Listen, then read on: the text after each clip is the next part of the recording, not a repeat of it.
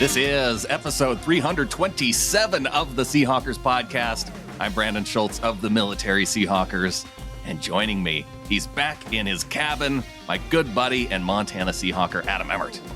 My cabin out in the woods, away from mainstream media and all the outrage. But yeah, I'm still outraged today, Brandon. Justin Britt, what a traitor. I can't believe he ended up on the Texans.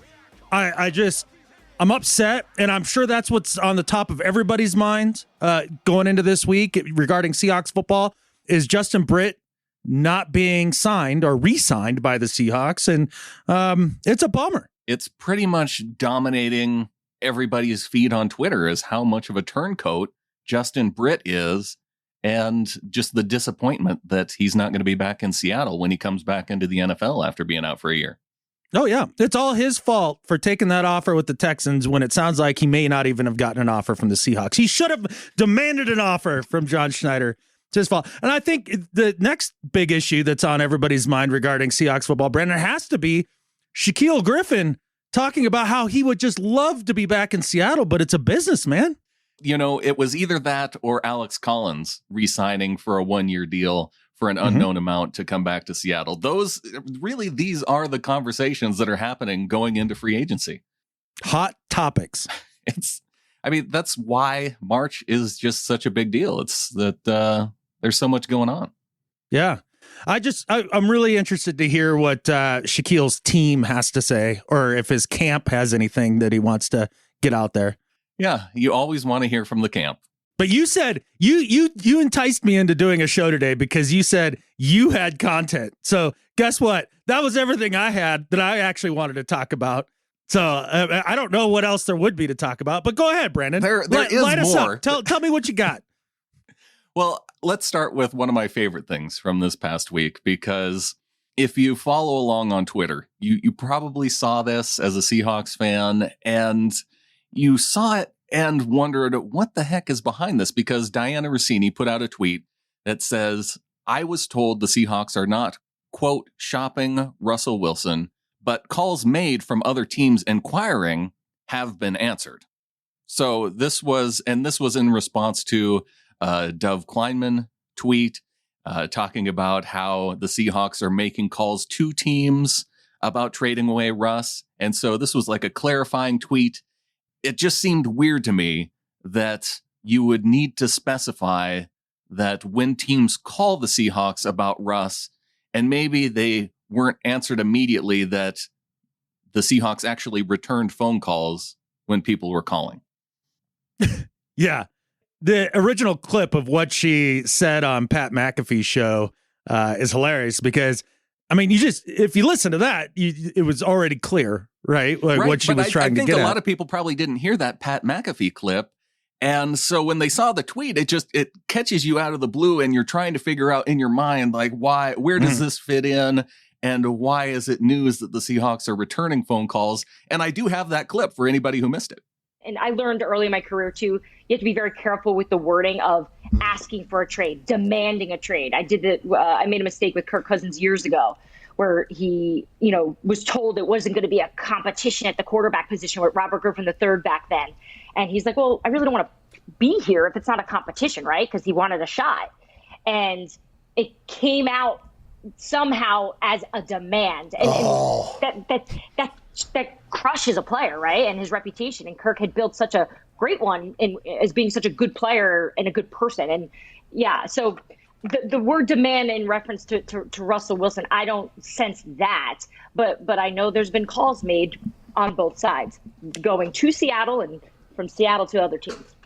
Seattle shopping. Holy shit. Holy shit. Seattle Seahawks are shopping Russell Wilson right now via Diana Rossini on ESPN. He's demanding that they shop him. What do you have to? Pounding on the table, get me out of here. It rains too much. Is that from our show? Oh, no. What?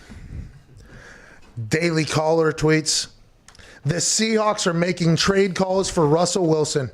Should fans revolt? That's because of our show. So this, and the reason why I picked this clip is because this is them responding to what she had said earlier on in the show. And I could have just clipped the part where she was talking about, making the calls the both ways, but I wanted to leave in the unedited bit, the fact that they were just talking about how important context was and, not saying it was a demand. For Pat then to kind of jokingly say that Seattle is shopping Russell Wilson, and you can see her, if you watch the video and just don't listen to the audio, she's like waving her hands like, no. And then she kind of gets that he's making a joke about it. And that's when she says the comment about pounding on the table about, demanding a trade to get out of Seattle because of the rain. It was funny. And then just to see some media outlets report it as Seattle shopping Russell Wilson. Yeah. So 2 things about that clip.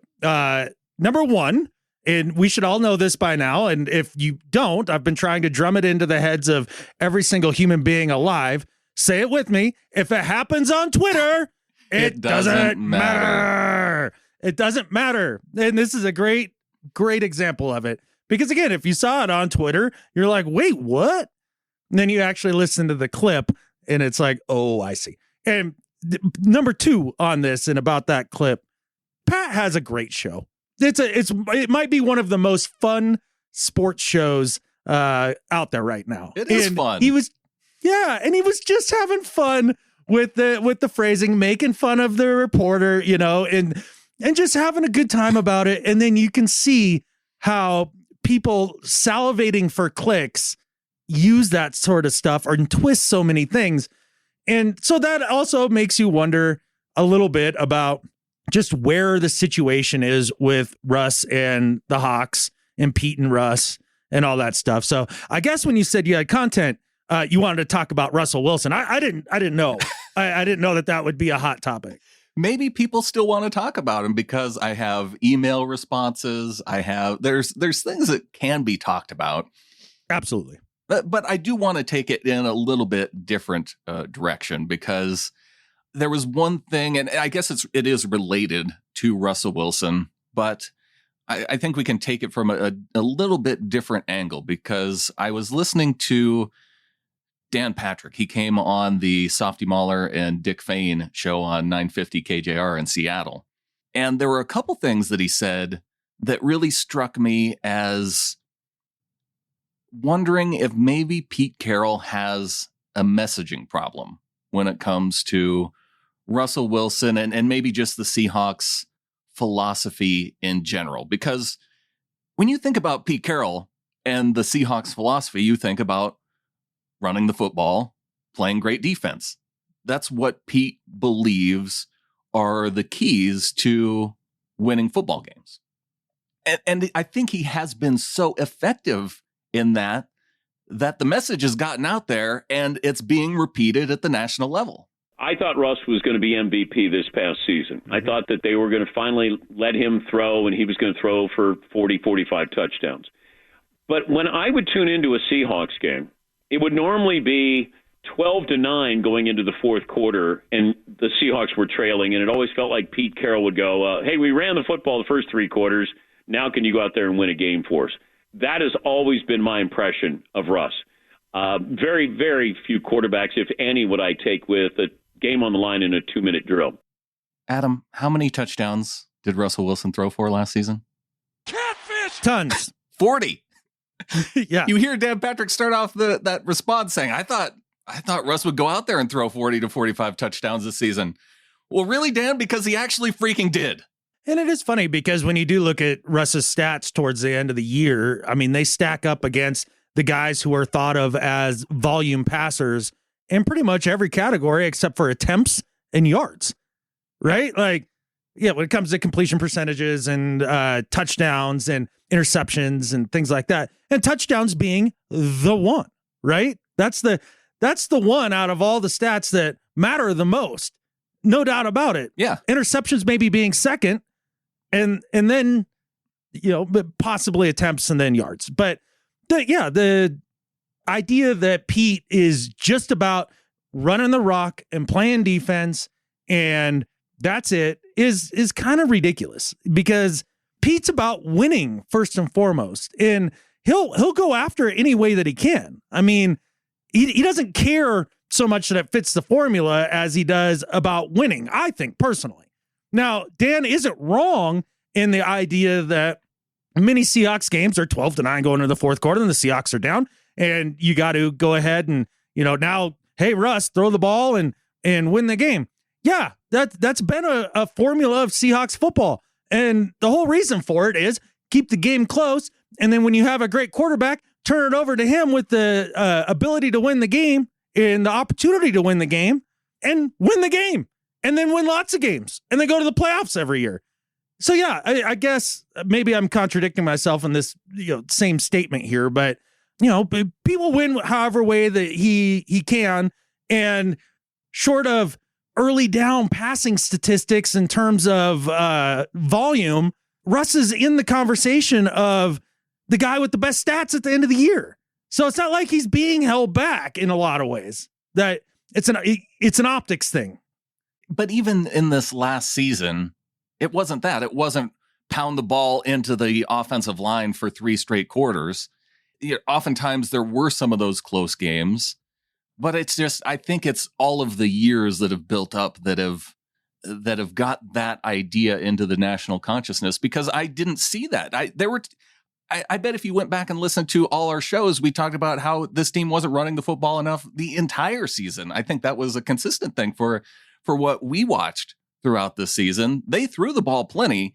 The difference was the effectiveness of the passing from the first half of the season to the second half of the season. So I don't necessarily buy that much of, I buy partially into what Dan is saying, but I think it's more the Pete Carroll messaging that has gotten into his psyche. And then I think there's more of it that we hear in this other clip. I just never felt like, and maybe you guys can correct me, I never felt like Seattle was all in on Russell Wilson. It's a weird vibe that I've always gotten, and maybe it's not there, but that's the feeling I've gotten. And I'm talking about not the city. I'm talking about Pete Carroll, management of Russ. I don't know. It was weird, because I think that defense led the team. They were the personality of the team for such a long period of time. Marshawn was a big personality, and I always felt like Russ maybe didn't fit into those groups, and I don't know if they truly embraced Russ as a Hall of Fame quarterback. That is so weird. That is such a weird. He says that he's got a weird feeling. The whole statement was weird. That they haven't been all in on Russell Wilson. Well, here, newsflash. Let's start from the very beginning. They canned Matt Flynn in a hurry to be all in on Russell Wilson before the first season that he was on the team even started. But they're not all in on Russell Wilson? Well, and if you go into the Athletic article, the idea that, they're out scouting Josh Allen, scouting Patrick Mahomes. Yes. It's called due diligence. It's called due diligence. One of these guys falls to you late in the first round, you take him if you like what you saw after doing your due diligence, right?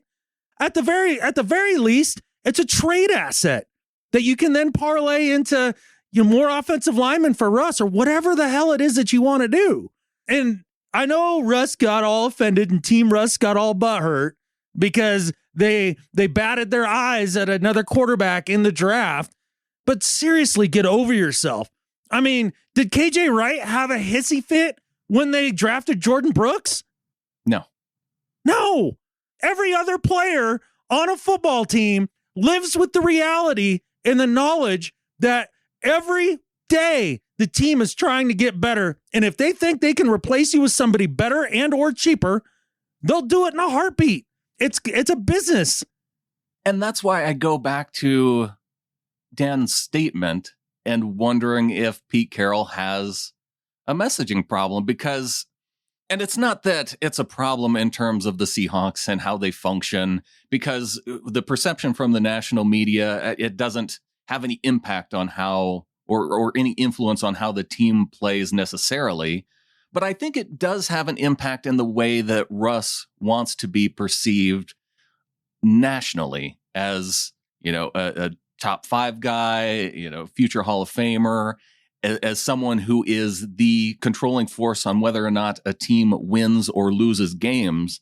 Which he is right now, by the way. Which he has been his entire career. And he is. And that's why I think that it would be helpful to have a little bit of a shift from Pete Carroll. And it's not that the philosophy of the team has to change. We can all still know that running the ball and playing great defense is a way to win once you get into the playoffs. I think of it as political messaging. At times, politicians will campaign on certain things. It doesn't mean that ultimately that's what they're going to do once they get into office, but they know that... Or never. Or never, right. Okay. But that's the way to kind of win people over and get a national message out there. So if Pete were to come out and say, hey, we're a team that's built around our quarterback, Russell Wilson is our guy that's going to lead us to our next Super Bowls, and we're going to do it because he's a future Hall of Famer. If he were to come out and say those types of things, I think that would start to get out, and it would at least create that sense among media that the Seahawks are all in on Russell Wilson, even though we know that they are. But it's weird to me to hear those types of concerns at a national level. It's such a ridiculous conversation. The fact that we're even having this conversation is so freaking ridiculous. Because basically, if I'm going to break this down to what you just said here, and I think you're onto something as well, is Pete needs to talk more glowingly about Russell in public so that Russell's ego feels stroked the right way, in that the national media also picks up on it and starts talking in that manner too. So Russ's ego feels good. Like, we're really not going to change much. We're still going to ask you to win or lose the game at the end, and you be the man, which, by the way, in Dan's little clips there, he comes out and says, yeah, and then they hand it over to Russ and they ask him to win or lose the game, right? It is in your hands. You're thought of as one of the top 5 dudes when the game is on the line. People do fear you. That's your reputation as a winner. Like, out of all the things, you'd think that would be the most important. No. I guess we need to have Pete be more like a politician and just talk about how the offense runs through Russ and blah, blah, blah, whatever it is that apparently I guess Russ needs to hear, and just to smooth the situation over going forward. And so that the national media talks the right way. So when Russ hears it, he likes what he hears. That's just, it's so absurd that that's a place where we're at. And a lot of the comments that we got, a lot of emails were like, that's not it at all. He's tired of getting hit. He just wants offensive linemen. It's like, look, if he just wanted offensive linemen, none of this would have happened over the last month and a half. None of this would have. Because that's a conversation you can have internally. Yes. And some people will say, well, he's tried to have this conversation internally the last few years, and it hasn't panned out. And it's like, look, his number one catfish isn't that he's getting hit. His number one complaint is that it's not Russ-centric enough. And I think that's where I have a difference with a lot of the people that are like, this is all Pete's fault and John's fault, and Russ is totally in the right here, and I totally get it. Well, and that goes back to some of those comments in the article with saying that it's part of a PR game, that Russ is trying to protect himself, he's trying to save face.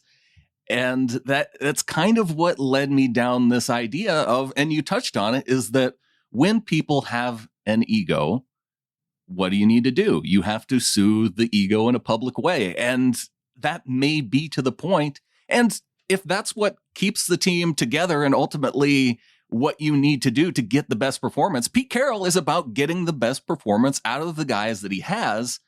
And if this is what it takes for him to realize that that's one of the things that he needs to do with one of his star players, he should make that shift. Yeah, I also think Russ should make the shift in mentality as well, and maybe feel a little less of a big, like, just get out of his own freaking way here. I don't know. I have a really hard time when people start putting their ego ahead of the things that really matter. This is really, really rubbed me the wrong way when it comes to Russ. You made that pretty clear in the last show. And yeah. I think there were some people that took exception to the ego type comment, but I think I think you're onto something. I know that it bugs you, but I also recognize that for athletes especially, and I mean, there's people out there that aren't even athletes that just are in the workplace, that they need to know that their contributions are valued. And yeah, you're a millennial. You don't need your hand held. You don't need a trophy for showing up to work every day. Okay, you don't need the coach to come out and talk about how wonderful you are and how you're a future Hall of Famer every freaking day. Grow up. Adam, borderline Gen X millennial. I'm not borderline nothing. I'm a Gen Xer all the way, baby. I think we were the very last cutoff year. That's not true. 1982 is the cutoff. Okay. But seriously, I mean, I've never understood the need to have all the attaboys all the time. Like, to me, it's pathetic to have to be patted on the head and told you're pretty every day. I mean, I've known understand. people who are like that, and yes. it does make it tough to deal with if you're the type of person who has trouble dealing with that, or gosh, I don't even hardly know how to put it in words, because I'm also someone who struggles with giving out not undeserved praise, but praise for praise sake. Constant praise. Yeah, for the sake of praise. And so I guess if Pete starts to do that to manage Russ's ego at this point, I mean, doesn't that put you right back at where you were when there was strife between the LOB and Russ because they felt like he was coddled? Does he want to be recoddled? Is this where we're at? Maybe. I don't know. I don't know. Because I will say this, as much as I pin this on Russ having a little bit of a hissy here and needing his ego to be stroked, there is a legit point about the offensive line. Oh, yeah. And it's something that we have absolutely complained about for the last forever years, right? Right. Yes, Russ does have a point there. And yes, he should be supported better in that way. And yes, I would like to see the team go that direction. Go back 2 shows. That was our commentary 100%. But the idea that Russ hasn't been properly supported by the organization to have success in the long term, that is laughable. That is laughable. That's why the messaging is more for the national perspective and not for what the reality with the team is. And I think that it would bring some balance to that, is more of my point. Sure. It just feels wholly unnecessary, and it's ridiculous that we even have to do that. And it's not that you have to do it. It's more that it would be to bring the reality of the situation in Seattle. It would bring the national perspective more up to the line of what we see as what's going on. Maybe. Or they might blow it all out of proportion in a totally different direction too. You never know. But I think that leads to kind of the second half of this Russ conversation is like, all right, what do they do regarding the offensive line? Free agency is coming up. We're here. And I'm not going to lie, I was a little bummed that Justin Britt actually signed with the Texans. But then again, if Russ's complaint is that they haven't invested in the right offensive lineman during his tenure there, do you think bringing Justin Britt back in would have been something that appeased Russ? I kind of doubt it. Yeah, and even if you look at Justin Britt, he is about 4 or 5 years removed from his Pro Bowl seasons. Yes. Injured last year, the 2019 season, even before he went out injured, he wasn't playing all that well.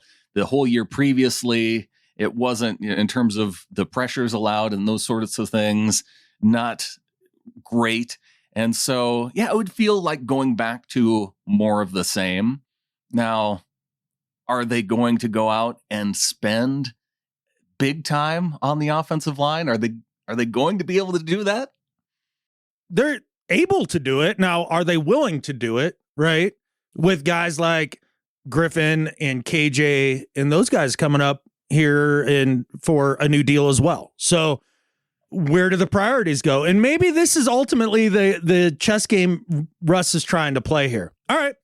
Are you going to end up paying more defensive dudes, or are you going on offense here? Are they going to pay Chris Carson? And does Russ view Chris Carson as one of those guys that you should pay, right? Right. I mean, is that somebody that he's the running back? This is the guy that runs the rock, and he's mad about running the ball too much, apparently, maybe. So what do you do? I think you have to bring in at least one Two big guys. name at the center or guard spot, and a middle of the pack dude to at least address and provide some competition. Yeah. We saw the news here this past week that BJ Finney was cut from the Bengals, and kind of the story around him, and that he came in out of shape. And part of the reason why was because if he were to get injured in the offseason working out, then he would potentially lose the money within the contract. And, with COVID being an issue, it's kind of one big risk that you're taking, bringing in unproven outside guys like Finney. I'd definitely be much more comfortable bringing in a guy that has proven and plays at a Pro Bowl caliber level, but those guys are going to be expensive. They're going to be expensive. So that's another thing. Does Russ want to rework his deal a little bit? I see an alert just yesterday. Tom Brady to rework deal again with the Bucks. Wonder why he's doing that. Think he wants to win another chip? My guess is yes. Well, Russ can easily, they can move money around with his contract anyway, and he doesn't have to lose any money. We've seen... I doubt Brady really, quote, loses that much money. Oh, yeah. Anyways. It depends on when you get it. Exactly. Well, the J.J. Watt contract is a great example, because here's a guy who came in and to go to Arizona. He's looking at a cap hit in Arizona of under $5 million for 2021. Yeah. And it all has to do with the way that they structured that contract. He gets a $2.5 million base salary. He gets a $12 million signing bonus. But the way they do the signing bonus is they spread it out over 5 years. And he's not going to be with the Cardinals. Well, he could be with them for 5 years, but the way they spread it out, it's with void years. And so he's really only under contract for base salary for 2 seasons. This season, $2.5 million. Next season, $11.25 million. And they spread the bonus out over 5 years. These are the kinds of tricks that teams have the ability to do to pay guys and kind of push off some of that salary. We've seen it with Drew Brees. He's being paid, I think, $5 or $6 million. Technically, well, he gets the money in terms of a bonus right up front, and then they spread it out over 5 years, and the Saints end up paying $6 million a year over the course of 5 years, just knowing that they're going to be paying him and he's going to be gone, and they just hope the salary cap goes up enough that they can still be competitive and continue to make those loan payments for Drew Brees, essentially. Right. They have been competitive, and they have been able to afford. Now they're over the cap again this year, and that's going to be tough for them to deal with. But there is a part of me that is Team Russ in the sense of, let's load up. Let's go for it. I mean, why not? Yeah, let's mortgage a little bit of the future and take this window. The other way to look at it is, well, screw that. Let's make sure that we win long term. Let's get those draft picks back for somebody like Russ. And the more I think about it, and I start looking at some of the quarterbacks in this draft, there's a part of me that I don't mind replacing one Wilson with another Wilson. If the Jets want to give us number 2 and then a boatload of other picks and all that, maybe. I mean, I don't think it's totally off the table. Well, and that's why, as general manager, you don't close the conversation down. You let teams know that you're willing to make things happen. And even though the Jets weren't one of those teams, say you can do a 3-team deal with the Bears and the Jets, and so Russ gets to go to the Bears, and the Bears seem like the obvious team for a trade destination to me, just based on why. Because they would be willing to give up absolutely everything. You could fleece the and Bears. What do they have exactly? Well, they don't really have it. That's why it would have to be some kind of 3-team deal to where maybe the Jets get some of the Bears stars, we get the Jets draft picks. And that's why I don't think it would happen, but that would be the type of scenario that would have to play out to even make it work. Yeah, I've been listening to these Bears trade rumors, and these make absolutely zero sense to me. Just between the Seahawks and Bears, there is no deal outside of the Chicago Bears being able to include the Chicago Bulls franchise as part of the deal to get a basketball team in Seattle that would actually make a Seahawks fan want to make that trade. Throw in the Bulls. I mean, even though they've been a dumpster fire for a good long time, but then you have basketball in Seattle. So but then you have, thanks, Russ. And Russ always wanted to bring the Sonics back. This might be the way that he does it, right? But there's just the Seahawks and Bears, a straight up trade between them is so laughable. Why would the Seahawks want to go from being the Seahawks to being the Bears? Because that's exactly what they would do. So you trade Russ, you get Khalil Mack and whatever else, Nick Foles. that's a get. Like, you should be excited that they're going to get Nick Foles back. It goes back to Pete Carroll's his philosophy. Everybody thinks that Pete wants to play defense and run the football, and they think, oh, Nick Foles would be great in Pete Carroll's system because that's exactly what Pete wants to do. No, Nick Foles would not be great in any system. He caught lightning in the bottle for half a season or two. There's been two stretches of half a season that he has caught lightning in the bottle. They both happened to be in Philadelphia. The first time he had Chip Kelly as a head coach, and the second time he had Doug Peterson as a coach and won a chip, right? Yeah. But that's fluky. That is so fluky. So I don't understand if you make that sort of trade, right? You get a couple draft picks and in all that. So now you just become the Chicago Bears. You've got Khalil Mack, a generational pass rusher. You betcha. A really impactful defensive player. Cool. And then now you have an offense that's totally anemic, just like the Bears. And you're sorting through the Nick Foleses and the Trubiskys of the world to try to solve quarterback again. Why? There's no franchise that is going to give up a franchise quarterback to go that far backwards and not have a shot at another franchise quarterback in a trade. That's not happening. It would have to be Deshaun Watson, a top 3 pick where you're going to get a guy that, and you have to be all in on that quarterback, knowing that he's going to be a future star quarterback. I think maybe the lowest that you can even consider is a guy like Dak Prescott. There's 0%. That's how much, 0% is how much I would consider getting Dak Prescott in a trade. Like, why in the world would I trade for a middle tier quarterback that I'm about to have to pay big time money who just had his leg reconstructed? Right. Okay. Why? What is the upside to that? You're at 0%. I'm at 1%. Yeah. But there's a lot of people that seem to think that like getting Dak back would be like a good thing somehow. I mean, if I'm the Cowboys, there's no way I pay Dak. Not anywhere near what he's asking. Oh yeah. It's just like when the Vikings paid Kirk Cousins. It's like, why in the world are you paying a middle tier quarterback top 10 money? It just doesn't make sense. There's a handful of dudes that you pay that way, and he's not one of them. I'd say Watson is one of those guys that you pay that way. Oh yeah, for sure.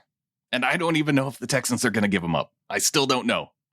I mean, the only one of these trades on a quarterback perspective that makes any sort of sense, like current players that you trade for, not draft picks, right? Yeah. And the ability to draft one of the college guys, would be for Derek Carr, only because there's another middle tier quarterback, but at least you're only paying a middle tier money. Oh, that's true. Yeah. I mean, that's at least value for value. I mean, it's definitely a major bump down from Russ to Carr. If you were to say pick between Nick Foles and Derek Carr, okay, yeah, I guess I would take Derek Carr. Hell yeah, I'd take Derek Carr. Yeah, but things would have to be pretty bad, though. Things would have to be, and that's, I was going back and forth with Rob Staten a little bit on Twitter the other day, and I'm probably putting words in. I'd rather have this conversation face to face with Rob. Yeah, but I just get the sense that knowing that Russ is unhappy is a reason for him to say, okay, let's consider moving on. And I'm not to that point to where I can, you know what? I can deal with Russ being a little bit unhappy with being in Pete Carroll's system if that's truly how he feels. I would have to see a huge dip in performance from Russ before I'd have to say, okay, well, they obviously have to move on because his happiness level is impacting the winning of the franchise. Yeah. And yeah, the Seahawks are under no obligation to get rid of Russ. None. Zero. They do not have to do anything. They really don't. And he's under contract we talked for about 3 years. You can franchise him. You can use the franchise tag at the end of the 3 years. He's under team control for the next 4 years easily, and probably 5 if you really wanted to push it. Yeah, if you wanted to be kind of a catfish GM, sure. Yeah, you could probably push that to 5. And everybody proposes these trades, and they're always good for the other teams, like that ridiculous one that was floated out by Nick Wright that we covered on the last show. And then, it's like, cool, they get Russ, and, this guy goes over here, and everybody gets better, and then it's Seahawks, here's the poo-poo platter. Here's Jimmy Garoppolo. It's a joke. So, yeah, how unhappy can Russ possibly be to force their hand? And the thing is, all right, you're unhappy, go out there and play, you're under contract, right? And we're going to play our way. You can be pouty McPowderface all you want. Do you think Russ would purposely let his performance drop because he was pouting? There's no way. That flies totally in the face of everything that he says he's about.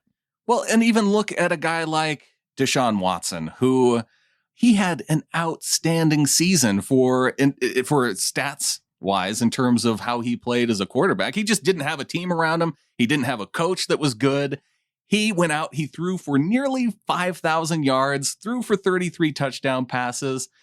His yards per completion was up around 12, 13. He had his completion percentage was over 70%. Finding guys that have thrown more than 4,500 yards, completion percentage over 70%, and more than 30 touchdowns in a season, there's only, I think it's less than a handful of guys who have ever done that. And most of the guys who have done that are named Drew Brees. No, that's a true fact. And look, when it comes to Watson, some people, I saw a headline saying that Russ and Watson are dealing with pretty much the exact same situation. And it's like, what bizarro world do you live in? Right. The Texans have been organizationally one of the biggest jokes of the NFL and since Deshaun Watson has been there. Oh, yeah. Why on earth would he have any confidence that they were going to turn stuff around? And then on top of that, when they went to hire Bill O'Brien's replacement, they gave him more or less the freeze out. They didn't really consult him much at all. Yeah. So if you're Deshaun Watson, yes, that is a situation where I look at the player and go, yeah, man, get the hell out of there. That place sucks. Russ has won a title with this team, had just won the division, and year in, year out has a legit shot. Those are light years apart in terms of the situation. Deshaun Watson was able to have winning seasons with Bill O'Brien as the head coach for his time in 2018, 2019. And GM. And then in 2020, when they fired Bill O'Brien, who, not even a mediocre coach, and they go 4-12. So that's what a really good quarterback does without, any kind of coaching. And it's still able to go 4-12 and able to have a Pro Bowl caliber season. And I would be upset too if I were him, and that they went out and got a dude who's has no experience at head coach. At least if you brought in a guy who was a retread and had some experience, I think that could make it work. But yeah, that completely different situations. Well, whether he wanted a guy with zero experience or all the experience, I mean, it doesn't much matter. Just involve him. Just whatever Deshaun's most comfortable with, maybe take that into consideration. And there's a part of Russ, that's all he's asking for right now, right? Is Well, I want to be more involved. By all accounts, with Shane Waldron, he was part of that. It sounds like that. Yes, that was going to be my point. Okay. Is that it does look as if the Seahawks have given him a little more influence than, say, I don't know, the starting defensive tackle on the team, right? Do you think Puda Ford do you think they call him and ask him about who the next OC is going to be? Or even if they were going to replace Ken Norton? Do you think they're calling him and asking him? Or even if they were going to replace Clint Hurt, right? Yeah, no. So he is consulted more. He is asked for his input more. I guess that's why at the end of the day, it's like I hear all these demands from Russ, and short of spending big on the offensive line, which instead of doing that, they tried to spend big on weapons, right? Whether that's Jimmy Graham or Percy Harvin, or, they've tried to go out and improve the weapons around him. His biggest complaint being the offensive line. All the rest of his complaints, they've been addressed or met. I think that's part of the good news of this offseason is that now, and we brought it up a couple of shows back, he's pointed to the offensive line. Generally, when Russ says go out and get this, they've gone out and got that. So if that's going to be offensive line this year, then we might be in for, as long as they choose wisely. Then we'll be in for a good 2021. I still believe it's a 0% chance that they're trading Russ. I just don't see how you make all the numbers work and with the cap hits and all that. It doesn't right now, especially this year, it does not make the Seattle Seahawks better to get rid of Russell Wilson for whatever the package is. You did touch on, I would put it at 1% because if they were to happen to orchestrate the kind of deal to go from one Wilson to a new Wilson, maybe there's enough there that they would, and even, going back to other seasons, if some team were willing to give up more than they could say no to, they would have to consider that. I honestly believe that it requires the second pick of the draft. Because we all know that Trevor Lawrence is going number one. Most likely. Although Chris Sims did put Zach Wilson as his number one overall. I think after watching just a tiny bit of Zach Wilson, I would still take Trevor Lawrence just based on his size. And, he's put out a lot more tape so you get to see some of the warts as well. Where with Zach Wilson, it's been basically 2 seasons that he's played. Yeah. And against lesser competition. But looking at Zach Wilson and the little bit that I have watched of him, he's fun. He's got real talent. Just again, it's a tiny bit. I need to go back and watch more. But based on that, I think he is actually what people thought Johnny Manziel could be. Interesting. Yeah. All right. Well, more to talk about in terms of quarterbacks down the road. But he's no surefire thing. Even with Trevor Lawrence, you can't convince me that he's surefire going to be a dude who's going to play 20 years. And the funny thing is with all this, at the end of the day, we haven't even had the conversation that I think probably 30 to 40% of the fan base is on. I think this is their corner. Why are we even talking about getting rid of Russ? Why are we even doing anything with Russ? How are we not totally appeasing Russ? And why is Pete still here? Ooh. They would love to see, like, hey, if this is between Pete and Russ, get the hell rid of Pete. Yeah, I think there's sentiment out there. And there was even, Warren Sharp who was saying that if you have to trade somebody, trade Pete Carroll. Yeah. And I did make the comment that would be an interesting conversation between John Schneider and Pete Carroll with the general manager, who's technically lesser in title to Pete Carroll's title overall with the team as the executive vice president, essentially trying to trade your boss. Doesn't seem like it'd go well. What if Pete wanted to trade himself? Maybe he does. What's a better situation for Pete Carroll to win a next Super Bowl? Where can he go that he could win with the team in place? Right. Yeah. Yeah. Bruce Arians dies of a heart attack this offseason and Pete trades himself to the Bucs. Yeah, well, not dies, but, just health concerns have to make him withdraw from the team. Well, I'm not hoping that he dies. I'm just saying, I was making up a hypothetical of how this would go down. I think that's bad karma. But Also, wearing those hats is bad karma, too. So it's really Bruce's fault. No, we all know it's never Bruce's fault. But could Pete Carroll, could he orchestrate a trade to Houston and win with Deshaun Watson? Maybe he's the answer there. Maybe if Pete really hates his life, he would do that. Yeah. Like he's just mad at himself, wants to punish himself. Yeah, that's but the only reason like he'd go to getting out of Houston. the Pacific Northwest, better weather in Houston. Well, I mean, like if he sees that as his retirement destination after 10 years.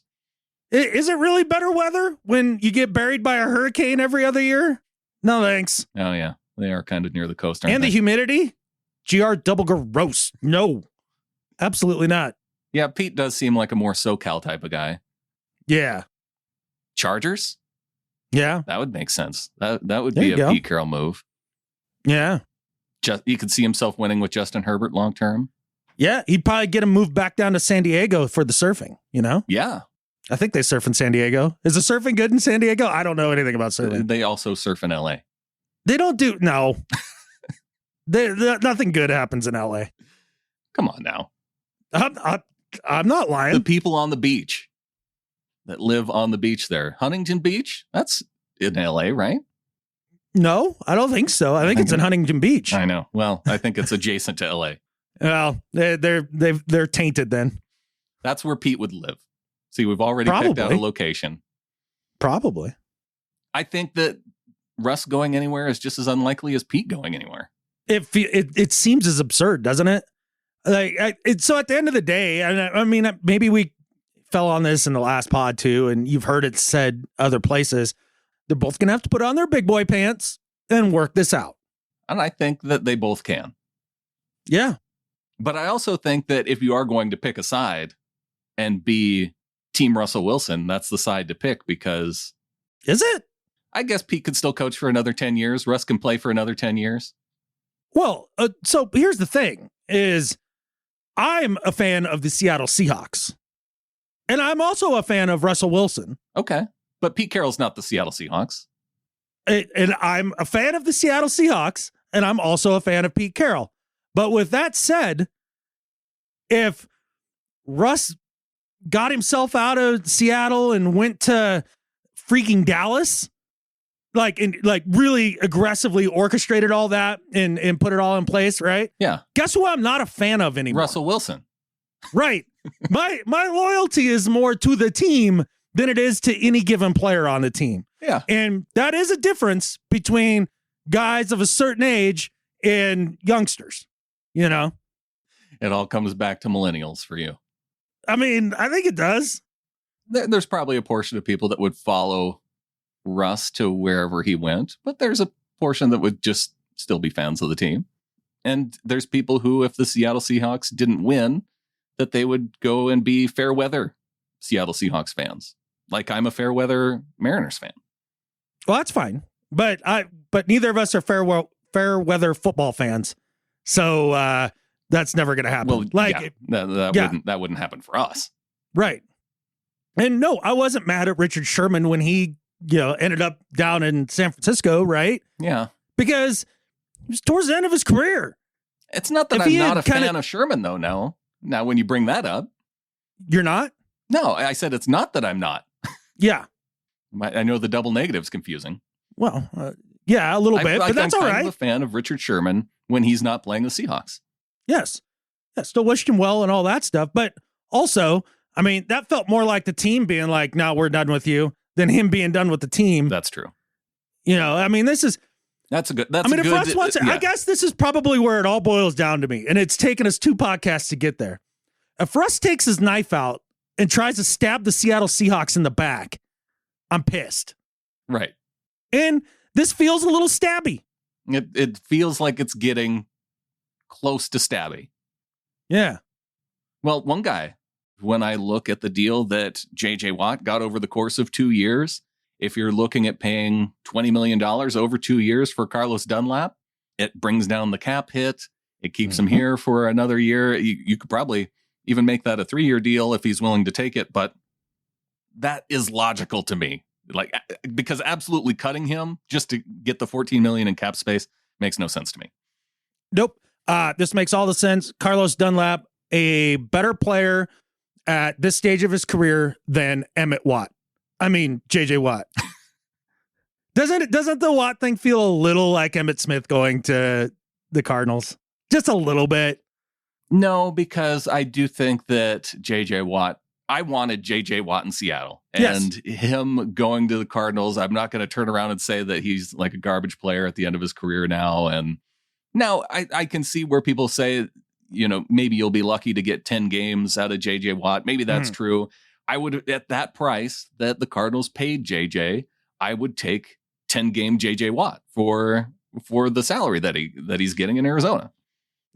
Right now, he's a slightly above average player with a very concerning injury history. And he's not like Emmitt Smith when he went to the Cardinals in terms of Emmitt was washed. Yeah. And he wasn't, and he was drastically overrated when he was with the Cowboys anyway. Stop. So like that, this is different. JJ was actually dominant for a few years and could have been the number one player in the league. I can't according tell to the top anymore 100. if you say that because you truly believe it or just because you know that it bugs me. I do truly believe it. I do. And it bugs you, which, that's the cherry positive. on the top. Yeah. Yeah. Well, the reason why I'm not so concerned about JJ going to Arizona is just because I remember back to the Seattle Seahawks in 2017 and having a defensive line of Michael Bennett, Cliff Averill, Frank Clark, Jaron Reed, and Sheldon Richardson. And that defensive line, gave the Seahawks a 9-7 football team because of Blair Walsh. Somehow. But yeah, it does not feel like JJ Watt is the missing piece to the Cardinals making a Super Bowl run. No. I mean, I don't know. It might be more, say, head coach, a quarterback that likes to throw it farther than his shadow, which is short anyways, because he's short, not all that tall. Yeah. Being an Arizona fan and having a short quarterback like Kyler Murray, I don't know how you deal with it. Well, it's more being the Arizona fan.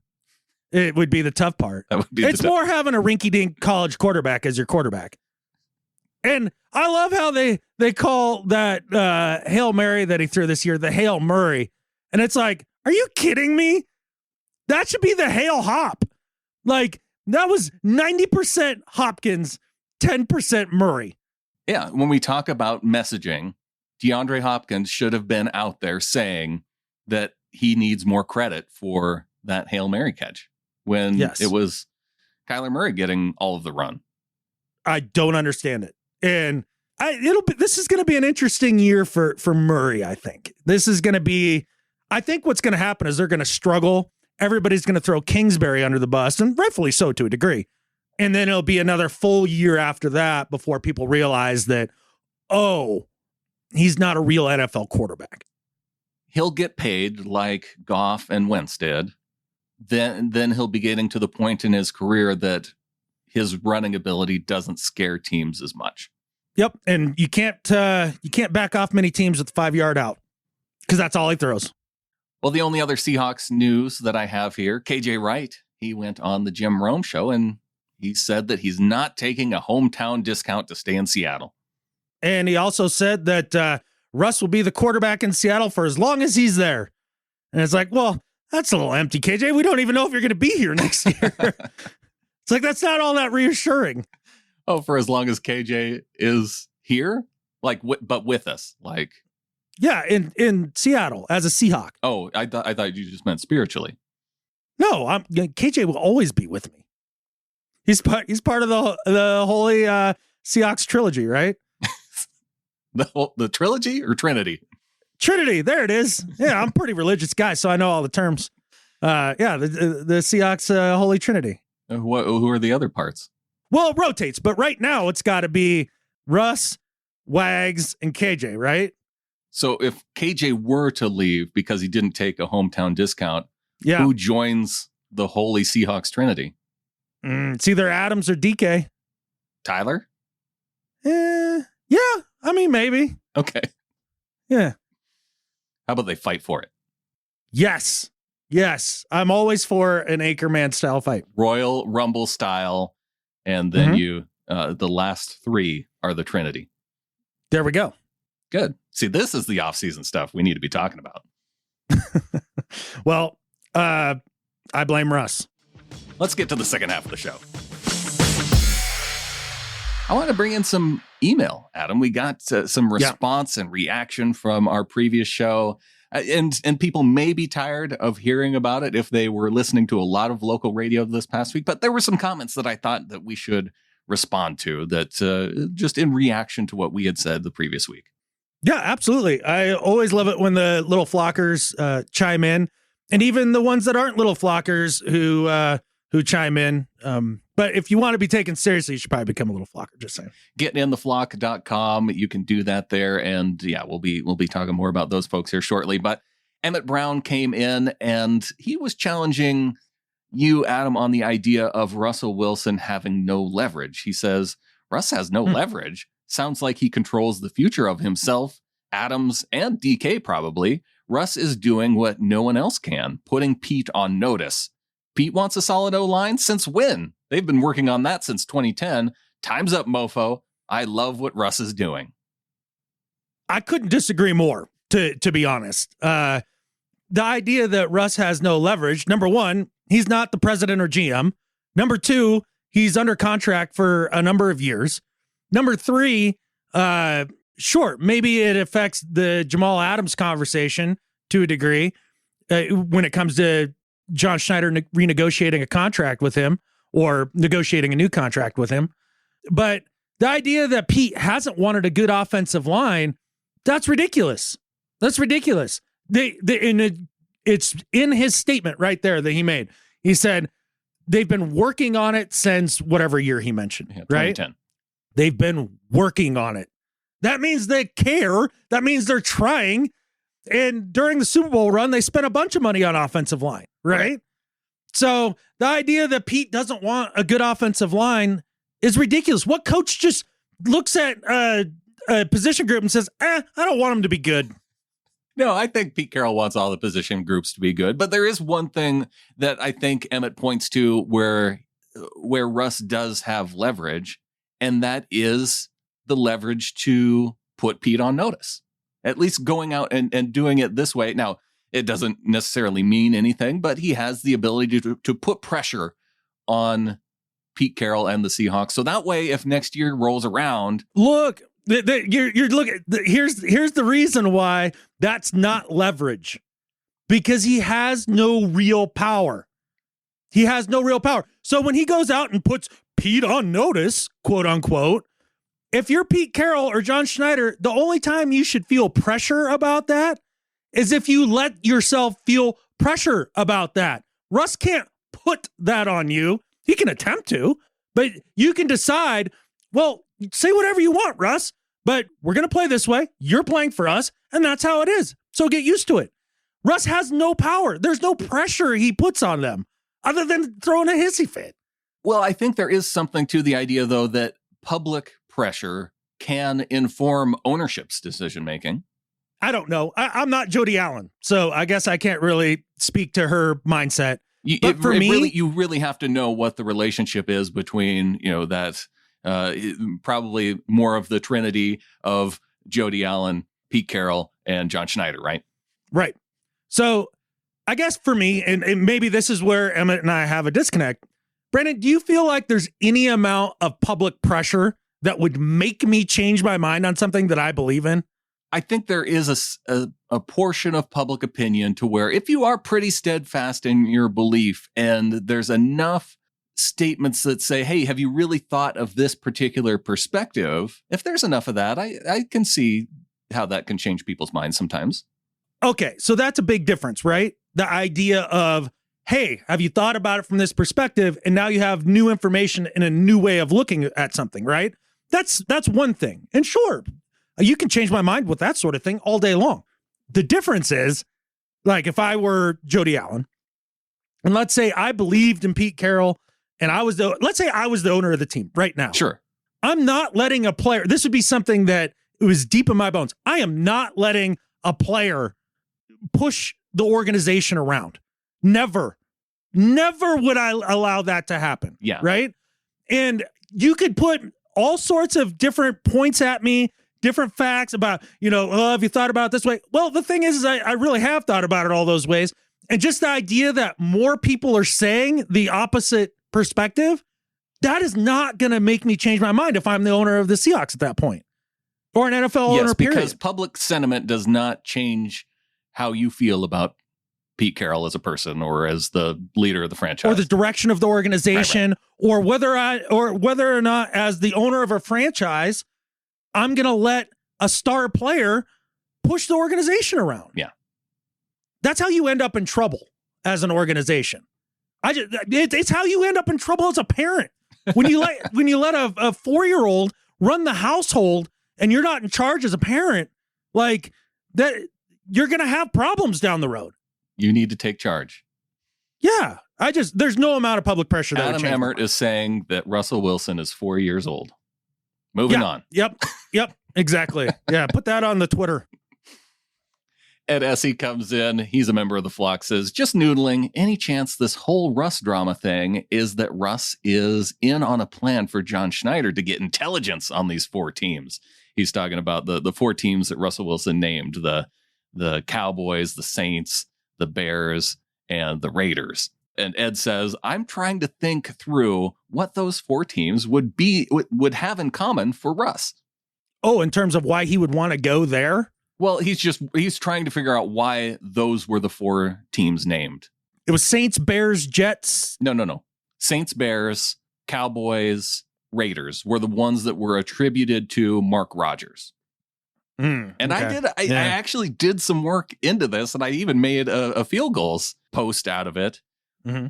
I think that those 4 teams were the only 4 that made sense that have an offensive-minded head coach and an offensive-minded head coach that has taken a team to the playoffs. Mm-hmm. Because the other 6 teams, 2 of them are in the NFC West and Russ isn't going to, he knows he would never get traded within the NFC West. No. And then the other teams are Tom Brady, Patrick Mahomes, Aaron Rodgers. Oh, and the other team was the Colts, who just traded for Carson Wentz. So, obviously that one would probably be out because they just made a quarterback deal. So I think that if I were really going to try and put my finger on it, it would be that it's a passive aggressive move to say that if I'm going to go to another coach, I want to go to a winner who is an offensive minded head coach, not a defensive minded one like my current coach. Yeah, I think you kind of nailed it. And, as far as Pete being in on some sort of recon deal or something, that's kind of fun to think about. John Schneider. Yeah. Yeah. Like, I mean, I like the conspiratorial aspect of that.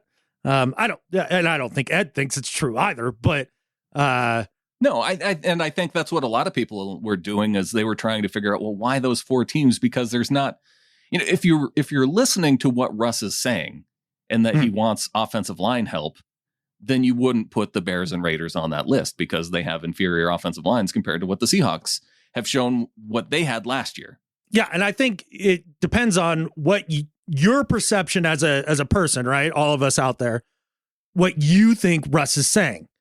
Some of us here, he's asking for offensive line help. He's tired of getting hit. And that's true to a degree. I guess maybe it's which one of these 2 things you put higher in priority in what he's saying.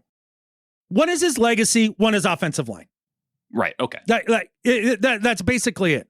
And to me, this is far more about his legacy and what, the way he's viewed, right? Then I want some better offensive linemen. And if you could go find a coach that would stroke the ego, John Gruden would be that 100%. Well, for a season maybe, and then he'd be ripping you all day, every day in practice. Not publicly, but I think publicly he would be the guy to do that, but privately being the guy to coach you hard. Oh yeah, he makes every quarterback miserable. Like, no, you wouldn't want to do that. But Sean Payton, yeah, of course he'd want to go there. And the idea, Matt Nagy has that reputation of being an offensive guy, right? Yeah. Oh yeah, put the ball in my hands. And he's one with Trubisky. Yeah. So Yeah, I mean, that's 100% right. Is he just wants to throw the ball more. He wants it to be about him. That's what those 4 teams tell me, yeah. Yeah, is that he just wants it to be about him. Iwi2K on YouTube comes in, says, enjoyed the podcast. Thanks.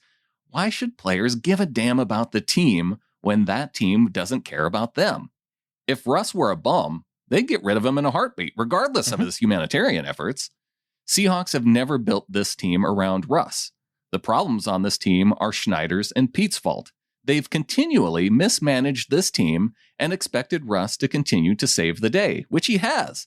Not to say he's flawless, but we've known about those issues for years. He's performed as a top 5 quarterback the last 5 years. Has Pete or John Schneider performed at top 5 at their jobs? No, they haven't. Yes. And I will back that up here in a second. Okay. Seahawks haven't even been successful in maintaining Pete's style. No dominant D, no intimidating rushing game. All we got is Russ. In terms of legacy, my feeling is he's referring to his football legacy because he's got the rest of his life to work on his off-field legacy. He wants to win and win it all. He wants to make sure this organization is committed to that and not to just winning 11 or 12 games a year. Also, he has a son that he named Win. Having a son makes many men consider their legacy. And for what that's worth, everyone has a legacy. It's not something that only the great among us get. Russ just wants to be memorable and remarkable. Can't say I blame him. I'm never surprised when an NFL quarterback has a big ego. Hell, high school quarterbacks have big egos. Seahawks need to stop bargain basement shopping and go big in free agency at center and left guard and draft a top 5 running back and tight end. And on defense, let all our free agents go, including KJ, restructure Dunlap and Adams. Go Hawks. So let's begin with the idea, have Pete and John performed at a top 5 level since they've been with the Seahawks and since Russ has been there. Yeah, that you seem to take issue with that right away because you jumped right in. Look, it's very easy for me to point to one thing that proves that out. And it's called winning. It's called winning. When you have won more games than every other organization other than the Patriots during that time frame, you are performing in the top 5 of your profession. And you can't say that it's all just Russ, because look at the Texans with Watson, right? They win like 4 games this last year when Watson plays great. That means you must have to be able to put a decent team around your quarterback to win 10, 11, 12 games. And I am so sick and tired of people taking a crap on winning double-digit games every year as if that's no feat whatsoever. I have zero chill for that anymore. I'm done with that argument because it's absolutely ridiculous. I think we can probably own a little bit of blame in that because I think we say that every year that you have Russell Wilson, you're winning 9 games. Sure. And I'm not saying that because Russ, as long as you have a relatively competitive team, the quarterback, when you put it in his hands in the last 2 minutes, and you've got a guy who's a good crunch time quarterback like Russ has been, yes, he flips, 7, 8, 9 of those games every year. He tilts the field, just like John Schneider said when he drafted him. John and Pete have put enough talent and scheme around Russell Wilson to be considered one of the top 5 quarterbacks, right? And to have all those wins. I think it's absolutely laughable when people say that Pete and John stink at their job. Most fans would love to have those guys running their franchise. Love it. Yeah. I think there's some criticism that you can say, yes, okay, the dominant defense hasn't been there. I think that you're nitpicking to a sense, though, and maybe if you're trying to move them out of the top 5, that's what you would have to do, because you can point to John Schneider and say, well, they haven't drafted as well as some other teams, or definitely haven't drafted as well as they did in the early part of John and Pete together in Seattle.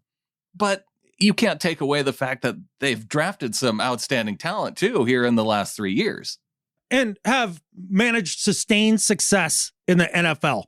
That's not, you don't just do that by being a joke at your job as a GM or a coach. You don't. No, there's 32 other teams that are trying to do that and have not been successful at that long term, except for the Patriots. Correct. And so then you get to the end of the comment there. What was it? Address tight end and running back, right? Yeah, just go out and draft a top 5 running back and tight end.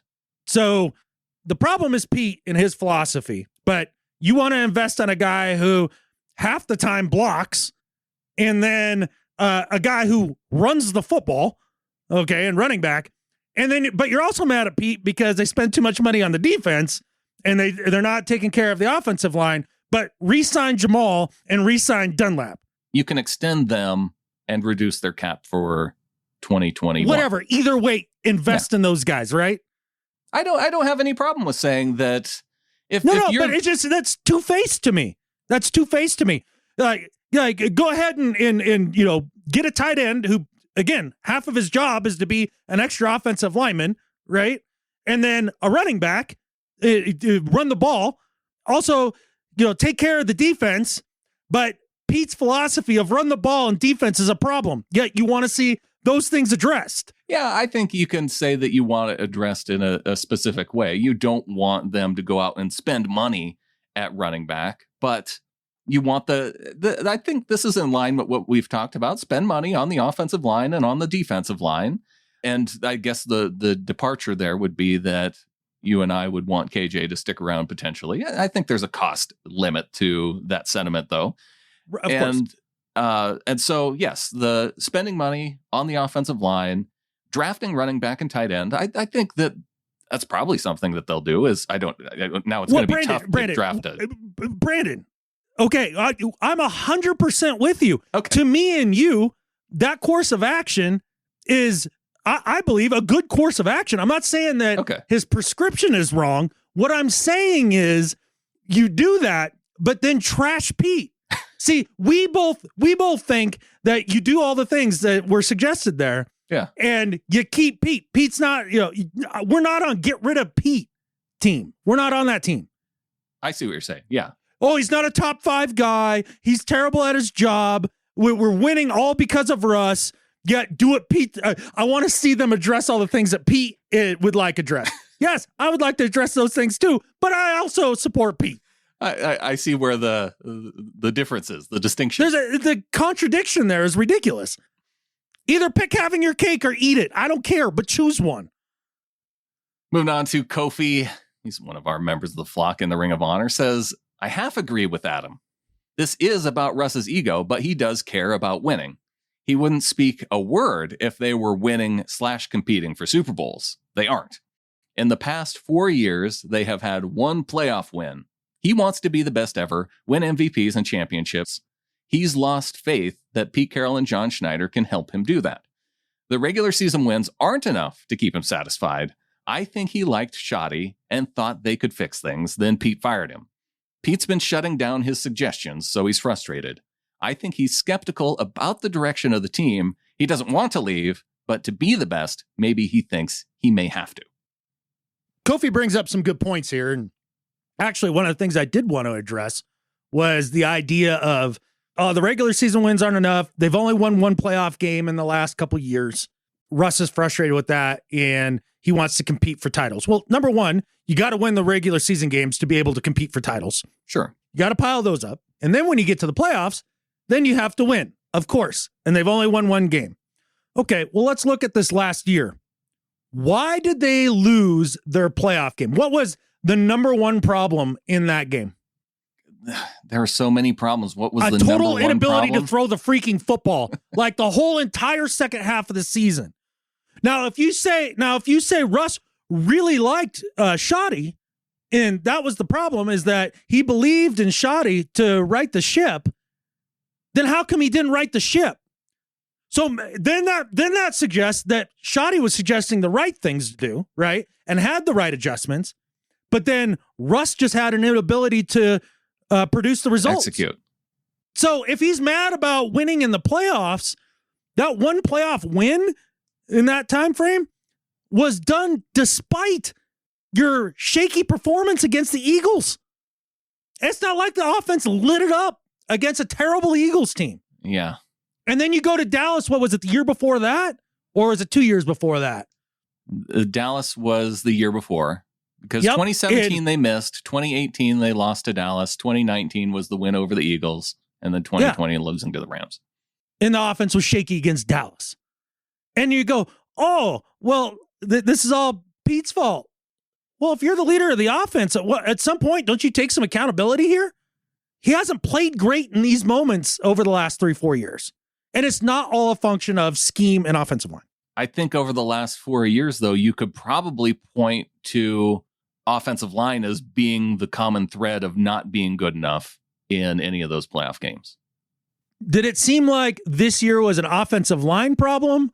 Oh, at the end of the season, a scheme yes. problem? At the end of the season, the offensive line was a problem. Because Mike Upati was done. Brandon Shell was injured. Ethan Posick wasn't all that great. So you had your Pro Bowl left tackle and you had your rookie right guard. At the end of the season, that just wasn't good enough. Yeah. So basically injuries and attrition throughout the season. Yeah. Good luck running an NFL franchise and not have dudes get hurt. Oh, sure. Yeah. I think, but, also signing a left guard that's, in his mid-30s and not thinking that he's going to get injured and have the kind of dudes who can fill in behind him, that they shouldn't do better on the offensive line. They should, and it has been a problem. But it's all the finger pointing without any accountability. Yeah. It's like, well, Russ, the defense has been good enough for you to win more games in the playoffs. And if you're as great as you say you are, then you should be able to overcome this, right? I think you can overcome it to an extent, but again, we go back to the Super Bowl and Patrick Mahomes could not overcome it in the Super Bowl. So, yeah, I think I've identified this. It all comes back to the offensive line. I think it's been part of the issue. There's no doubt about it. It's the idea that there's all blame goes over here or all blame goes over there. Oh, yeah. Right? Well, it's all the offensive line. Russ is a saint and it's been fine. Well, it's all Russ and he's struggled down the stretch and, they've totally done enough on the offensive line and the rest of the team. Yeah. It's like, can't both these things be true at the same time? Yeah, I think so. I guess that's all I'm trying to really get at the end of the day. All right. One last one here from John in Louisville, Kentucky says, hi, Brandon and Adam. I just wanted to give my 2 cents about what I think Russell Wilson is up to and why. Russell Wilson's moves make sense to this point if it is a pressure for at least one, if not two, top-flight offensive linemen for the coming year. Whether it be through draft or free agency, no one will give the value of a tweet about how anyone's PR looked in late February or early March if the team is winning games in the playoffs this coming year. He has covered up bad lines with his mobility for years, and he can see that his years of doing that on the regular and not getting killed are just about done. All he has to do is look over at Dwayne Brown and think, I need some more of that level of play somewhere on this line, and I need it before he is gone. Then he watches Tom Brady with a good offensive line and the tools he asked for run through the Chiefs on his way to yet another Super Bowl, while Patrick Mahomes runs for his life in a fashion that probably seemed very familiar. Add in the impending retirement of Drew Brees, only having gotten one Super Bowl, and it is easy to see how he would think. I know what I need, and I need to use my influence in the media to make them go get it now. Otherwise, Pete and John may go down some other road as the main focus for the money and draft capital again this year. Plus, if you can't talk trash when you are the Walter Payton Man of the Year, when can you? Keep up the great work, from John.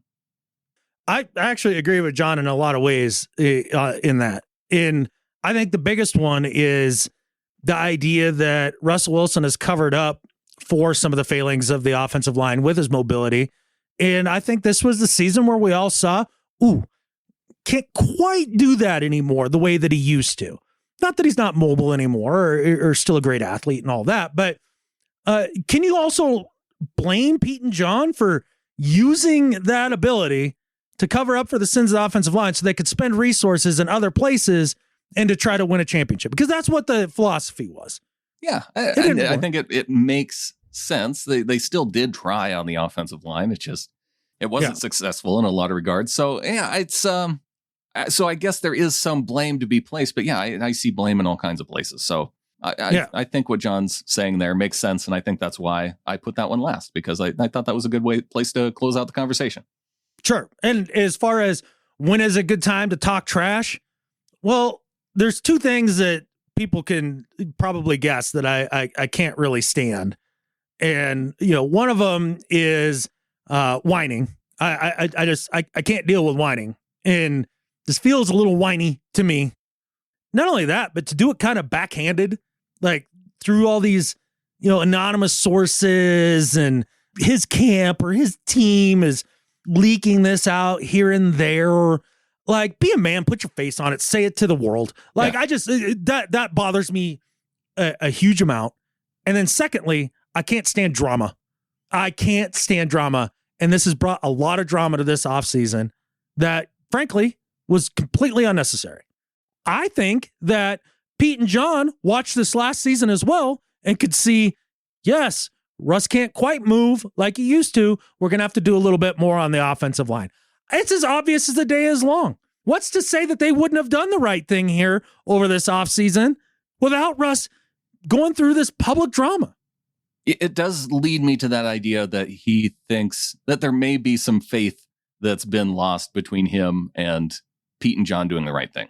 This is a lot of both sides just taking each other for granted. It's like getting divorced over the dishes never being done. And everything else is pretty damn good. Things are good. Things are good in Seattle. Things are really good in the flock. Adam, we have some new members of the flock to welcome. They're not married to the show, but some of these people are at least under contract for the next year. All right. Starting off with Tim from Ole coming in via PayPal. $145, $44, $12 a month for the year. Tim says, I've been a grifting freeloader for over 2 years now. Thought it was high time to cleanse my Hakra with $145, $44, $12 per month paid up front. Thanks for keeping me sane through the offseason. Question, why isn't everyone more excited about the Alex Collins re-signing? Seems like a solid number 3, maybe number 2 running back. Great for the Ravens until injury. From Tim. Hey, welcome to the flock, Tim, and your Hakra has now been officially cleansed. I hope that feels good. Yeah. The Alex Collins signing. I think, he probably could be a good number 2. I bet you they end up drafting a guy, and I think they're going to be looking to Penny to be the lead back this year. I mean, that's the reason you spend that kind of draft capital on a guy like that. It's time for him to put up or shut up. There's 2 guys that I really feel that you have to give significant time to this next year based on their draft status to really see to really prove that you made good decisions. And that's 1, Rashad Penny as a lead back, and 2, Marquise Blair getting significant time as a defensive back. Well, and Blair would have had that this year had he not been injured. I think so. I feel like that's true. Honestly, I believe in Blair. I think that's going to turn out to be a good move for the Seahawks going forward. I'm really looking forward to him next year. But everybody knows how I feel about Penny. But they're not going to pay Carson what he's going to fetch on the open market, unfortunately. Yeah. And I don't know that I can trust Carson just health-wise, And that's no fault of his own. It's just part of the deal. And yeah, you draft Penny with a first rounder. This is why. LJ Collier in that mix too. I was listening to him on Seahawks Man to Man, and dude sounds fired up for this next year. I like LJ Collier's attitude. And you know what? He came in and he made a few plays. Maybe it takes him. Maybe he's a slow starter. Well, that's what he was kind of getting at in that his first offseason. They didn't really have an offseason program. Then he got injured, and then so it was just kind of fighting back that whole first season. Then this last season, they didn't have an off-season program, and now he comes in, and he does do. He had a good year this year. Mm-hmm. It wasn't, but he was saying how he's left some plays out on the field, and once he gets that squared away, he thinks he can be a really valuable asset to the Seahawks. Hey, I'm all for it, man. I'm rooting for it, no doubt about it. Jeffrey coming in at $60. That's $5 a month for the yearly donation via Patreon, gettintheflock.com. And Scott Larson coming in at $60 as well for the year. So welcome to the flock, to Jeffrey and Scott. Yeah, welcome, fellas. And it's interesting to see a push towards the annual donation. That's fun. Well, I did offer the little bit of incentive to people who wanted to do yearly. You know, I would upgrade to stickers if they came in at the $1 a month for the whole year. For people who, because normally you get stickers at the $3 a month level, and then so if you go in at $3 for the whole year, I'll send you a patch. $5 for the whole year. So at that $60 level, I'll send the stainless steel cups. I'm drinking out of my Seahawks podcast stainless steel mug right now. So it's maybe just that little bit of extra incentive. Now I did see Paul King came in, and he came in at the annual 48 pounds. He shifted over from PayPal, and he says, "Catfish me for not getting in the flock properly.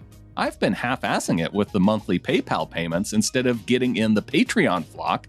So now I'm here with the annual payment, and in penance, upped my donation to the next tier as a thank you to you guys for continuing to put out the best Seahawks, nay, the best football podcast out there.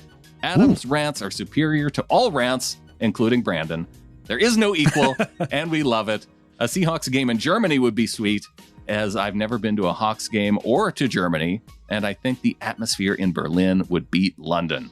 Plus beers in the beer keller with some little flockers pre-post game would be awesome. Keep up the great work. Catfish! The Niners. Catfish! The Cards. And most of all, catfish! The Lambs. But more than anything, go Hawks. Yes, I always have to say go Hawks at the end of the pod in fear of bad Hawkra.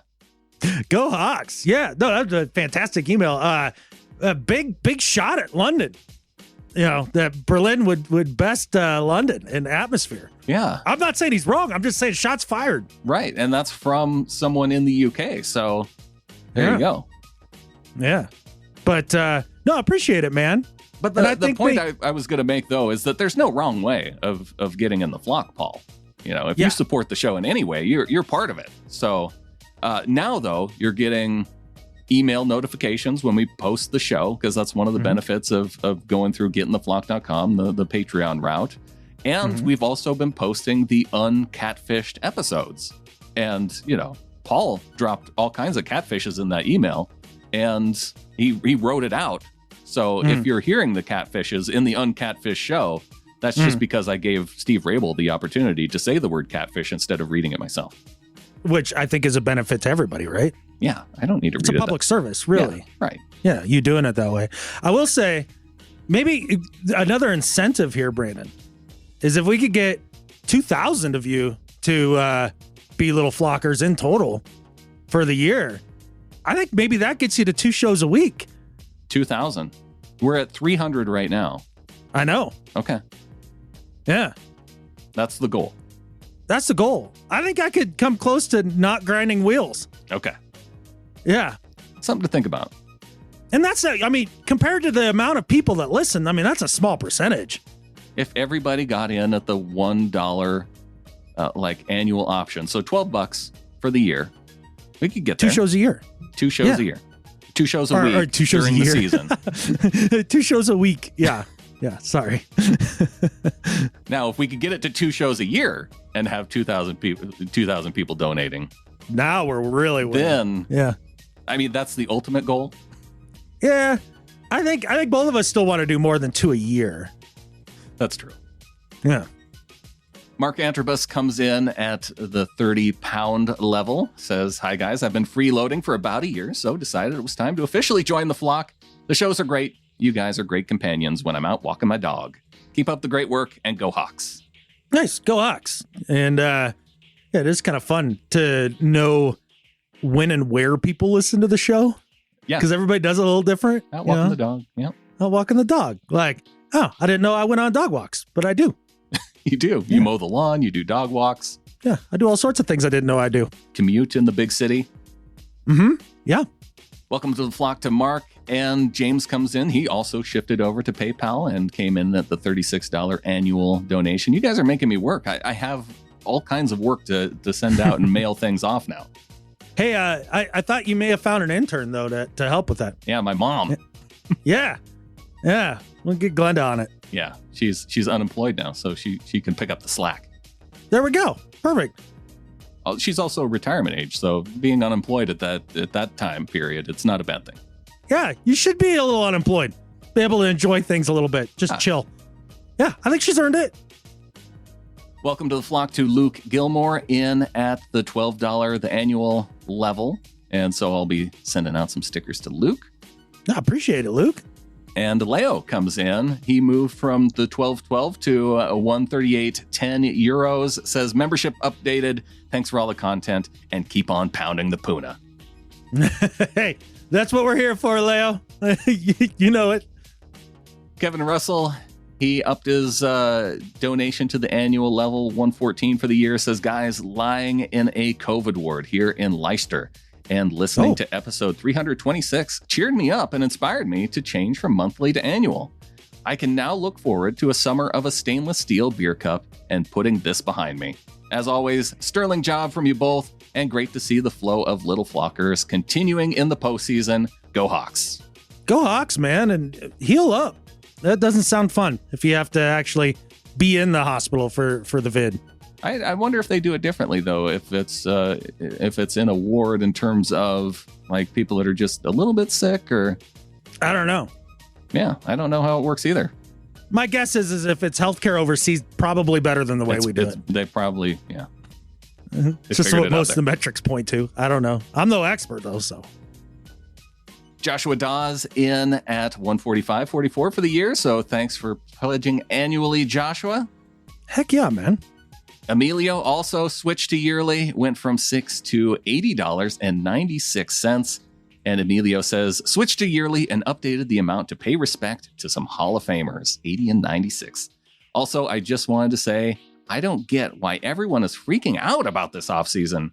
I hopped in Madden to see what could be done. I was able to, 1, re-sign Carson at a team-friendly discount of $6 million for 6 years, trade for Derwin James, Isaiah Simmons, Quentin Nelson, and Zach Martin, sign Cam Robinson and Darrell Williams, draft the top 2 pass rushers, and trade for the top receiver of the fake Madden draft class. Secure 4 first-round draft picks for the 2023 draft. It's that easy. Schneider needs to get these things done this offseason or hire me for their front office as soon as possible. Madden is totally a realistic NFL simulation, right? Yeah, totally. I mean, I guess I got mad about people saying that Schneider hadn't been performing as a top 5 GM in the league, but Emilio, I mean, geez, Louise, if the it. little flockers can do this, yes, please. Yeah, let's sign me up. Fire. See, now the mantra of the offseason needs to be fire John Schneider, hire Emilio. There we go. He knows what he's doing. Exactly. Yeah, clearly. And to close it off, we got a few more people giving raises to the annual. Peter Brooks raised up to $60 for the annual donation. Henrik Will to 60 euros. John Anderson, 48 pounds. Ray Ingraham to $36 annual donation. And Mark Burrell, 30 pounds. So thanks to all of you for going from monthly to annually. And yeah, it does help in one sense. If it helps you with your budget, that's great, and you want the extra things sent your way, I'm happy to do that. I'm also happy with people just continuing to do monthly, though, too. It works out really the monthly to yearly to where it really helps is if you're at the $1 level. If you can switch that to yearly, that helps the most.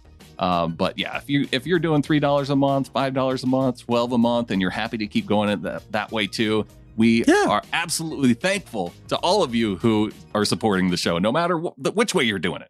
Oh, without question, man. It's always a little mind-blowing that there are people out there that would find us entertaining enough to give us a couple bucks for it. So yeah, it's more than appreciated. However the heck you become a non-freeloader. Now, all you freeloaders out there, and you know who you are, I hope the guilt is just... I don't know, like paralyzing. I hope every morning when you wake up, it should haunt you in your daily waking hours and in your sleep. So good luck with that. Especially if you find true value out of the show and you can afford to return that value. Yeah, and even if you don't, you should donate anyways. So. Yeah. And you can go to adamspodcastHoboShack.com to donate as well. Absolutely. There we go. I think I've decided that I'm going to build like a mini shop, back behind the cabin here. Mm-hmm. So I have a place, like a workplace, but then like wall off a corner of it and turn that into the podcast studio. So I can kill two birds with one stone.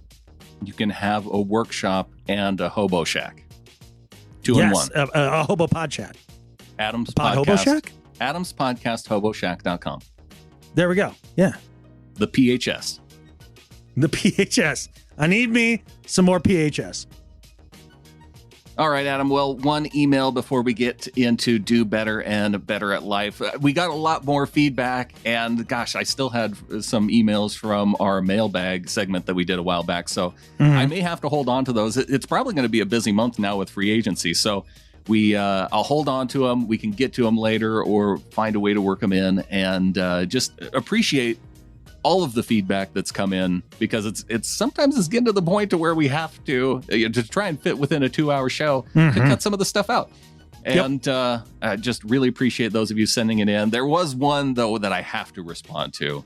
And this may have even come in through a direct message and said, hey, I really need to give some feedback about the Seahawkers podcast. Adam needs to immediately stop to say true fact. It's bullshit. Catfish! Imagine someone saying to you, warm heat, wet water, or true fact. Also, to be a real smartass, that's a tautology. And and Jay defines it there, but I have a response, and you may want to respond to this too, Adam, but first and foremost, Jay, first and foremost is that not only is it a tautology, it's needless repetition. And I'm sure Adam is consciously aware of it. Jay, we are giving away free content. We're not asking you to prepay in advance for this show. You don't need a PIN number. So you either need to accept Adam's true facts as part of this show, or you don't. Either you accept Adam as the world's greatest Seahawks podcaster in the world. No, that's you, Brandon. We know that. Or you take a hike all the way up to the summit at the top of the mountain. Well, I think this irked you a bit more than it did me. I think that's a true fact. Look, it's something I say. It's probably not going to change. It's a little like Chris Sims, the way that he does that a lot in his podcast. It ain't changing. Like he smacks his lips or does the little like clicking of the tongue. Oh yeah, all the time.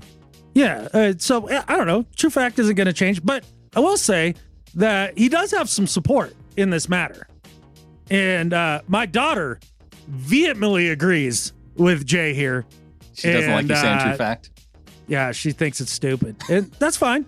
Look, I thought it was part of your charm. I wasn't going to get you to tell you to stop doing it.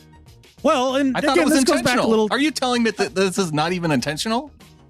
No, it's just something I say. Yeah. I don't know. Hey, because there's false facts out there. I mean, right now it feels like half this world operates on false facts and half the world operates on true facts. But I mean, whatever. And if it's a Tataism or whatever he called it, like then fine. I like Tataism. I don't really care. Yeah. So, I mean, at the end of the day, this kind of goes back to earlier in the podcast. Probably not going to change for public pressure. So there you go, Jay. Yeah, but I appreciate it. People can call in and write in and criticize whenever they want. Yeah, you can call in too. 253-235-9041. Don't get me wrong. I wake up every day and know that I am also a freaking idiot. Like, I know that. That's a true fact too. So like, there's not much you can say to hurt my feelings. On to do better and better at life. All right, man. My do better this week is a little bit of a personal nature. My do better is for the lovely Brittany, the lady friend. Oh, no. Yeah. Yeah, she needs a little do better. She knows she needs a little do better, too. So Brittany has developed what has now become a bit of a history with acid. And not like the drug, like actual dissolve things acid. Yeah. Yeah, the opposite of a base, right? Okay. So this is chemistry issues. You're getting into chemistry issues with your significant other on the podcast. That's exactly right. This is getting deep. And like I said, it's a bit of a personal nature. So maybe 6 or 7 months ago, I was out on a road trip for work and I get a frantic phone call. Well, the first one wasn't frantic. I get a phone call and we're talking and she's like, "Oh, don't be mad, but I had taken a battery from the cabin back to the Missoula house to charge it, and it tipped over and it tore the seat in the back of the Patriot." And my first question was, wait, what? There's a battery that tipped over in the back of the Jeep? And she's like, yeah. I was like, is it still there? And she's like, yeah. I was like, immediately get off the phone and go and turn the battery right side up and get as much baking soda as a human being can find and start pouring it everywhere, all over the back seat, because she had been careless with where she had placed the battery, did not secure the battery, and allowed it to tip over and sit overnight and leak battery acid all over the back seat of the Patriot. Oh, no. And basically dissolve the freaking back seat. It wasn't torn. It had disintegrated, right? And all I can think about as I'm hundreds of miles away is the frame of the car underneath the seat just dissolving into nothingness. So in a panic, she went out. She put the baking soda on it. She went to like the local O'Reilly's and like somehow got the dude at the desk to come out and help her take the seat out. Fortunately, it only destroyed the seat and it did not actually get into the metal of the car. Oh, good. So that was 6-7 months ago. So this last week, I'm out on another trip out in Washington, and I get a frantic phone call. And she's like, "Oh my God, I don't know what's happening, but all the pipes in the cabin kitchen sink, they're all dissolving. There's acid everywhere. I don't know what to do." And I'm like, "Wait, what? Why is there acid everywhere in the cabin right now?" So just a little backstory. 2 weeks before, the little drain field I had made for just the gray water out of the sink had backed up. Yeah. And I was like, that's interesting. But it's also been like negative 20 degrees for like a week. Yeah, the ground might be frozen. Maybe I didn't dig it deep enough and it, it's freezing up and not draining correctly. Or there's been too much food that's gone down over the last 3 years and maybe it's a little plugged up. Oh, yeah. So I went down to the store and I bought some pretty heavy duty drain cleaner that is sulfuric acid. Mainly, right? Mm-hmm. And, read the directions. You don't mix it in standing water, I tried and I poured a little of that right, down the pipes to see if that would free the blockage, and it didn't. So, I waited a day. And it would slowly drain out. So it all kind of cleared out. I started boiling some water, pouring some hot tea kettles down of water down the pipes. While she's there, by the way, watching me do this. And I'm like, look at that. Problem solved. It was just frozen. Oh. We just needed to pour a bunch of hot water down here. We're right as rain again. So apparently the drain field had frozen again while I was gone on a trip. And instead of pouring a bunch of hot water down the drain, which solved the problem last time, Brittany took the jug of acid and poured it into the standing water, which had a chemical reaction that obliterated the pipes, leaked all over the floor, all over the stuff that was under the sink, and tried to melt the cabin with acid while I was gone. So now she's destroyed a car seat and the kitchen with acid. She's banned from acid. No more acid from in Brittany's life. Brittany, do better. You are the base to Brittany's acid. And not only that, but how does this always happen while I'm gone? I leave and she destroys something. It's funny. Every time that you and I will go to Seahawks games is when one of our smoke detector batteries will die out. Yes. Yeah. Somehow. I don't know how or why it works that way, but I always get a call when you and I are at a football game. Yes. In the middle of the night that, it's beeping again, keeping us awake. Yeah. Yeah. So, yeah, it was an interesting couple days. And of course, it was the first day of my week-long trip that I was gone, ouch. I get this phone call. And I came back to the cabin to a genuine disaster. I get to rebuild everything in the kitchen. and make a whole new drain field. And so it's going to be fun. It's going to be fun week. It's good times. Adam's podcast, HoboShack.com. Yeah. Adam may need it after dropping a do better on his significant other just for a place to stay. Oh, she knows. She knows. My do better this week is for Michael Pittman of the Colts. Also some chemistry issues, except now in Indianapolis, because Carson Wentz was recently traded to the Colts. He's worn number 11, going back to his days at North Dakota State. Now, Adam, number 11, it's not my favorite quarterback number, but it's a fine quarterback number. Mm-hmm. There's one problem, though, that when Carson Wentz was traded to the Colts, is that Michael Pittman, who was drafted by the Colts last year, he picked number 11, which isn't even a good wide receiver number, but that's the number. I know how you feel about those things. Yes.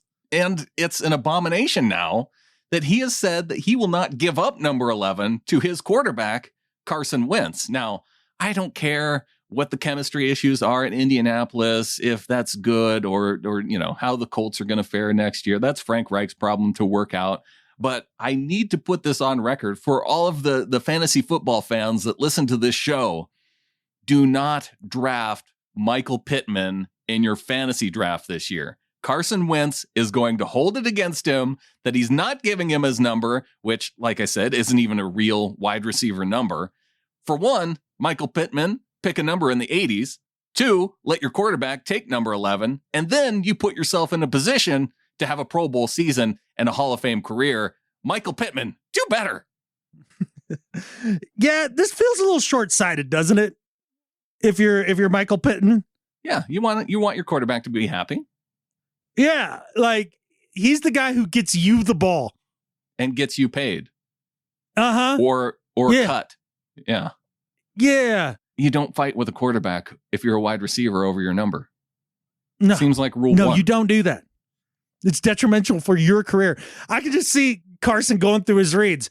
Okay, T.Y. Hilton, like down there. No, there's 11. Yep. No. Check it down. Not a good move by Pittman. No, I could see myself if I was Carson Wentz being petty about that. Yeah. Yeah. Or I can see Carson Wentz himself just being petty about that if everything you read is true. As you know it is. Oh, it's got to be. It's in the media. It's true. It's true.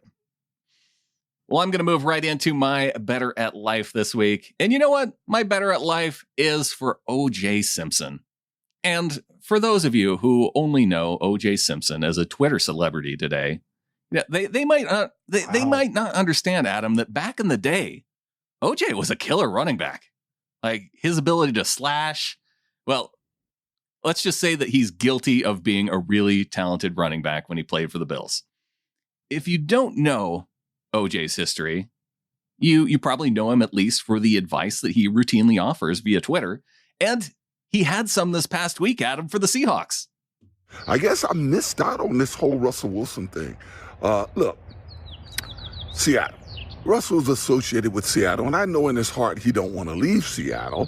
If he does leave, it would be to an American League team. I don't see them trading him to a National League team, so that means the Raiders would be in play. That's good. I live in Vegas. But come on, guys. You haven't learned anything from Indianapolis? Look, Indy wouldn't get Andrew Luck an offensive line.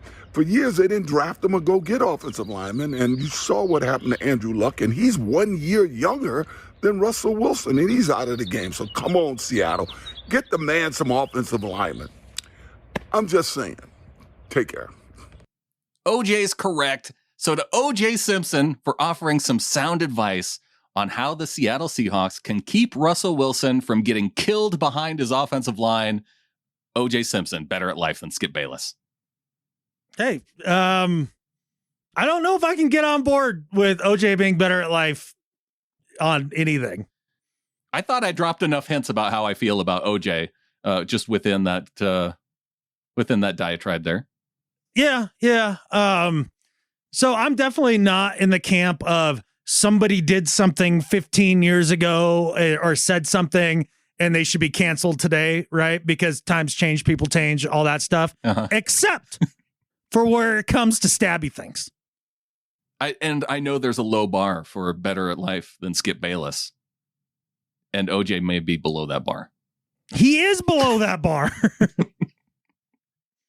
Okay, so maybe the better at life isn't to OJ Simpson himself, but OJ Simpson's killer commentary on the Russell Wilson situation.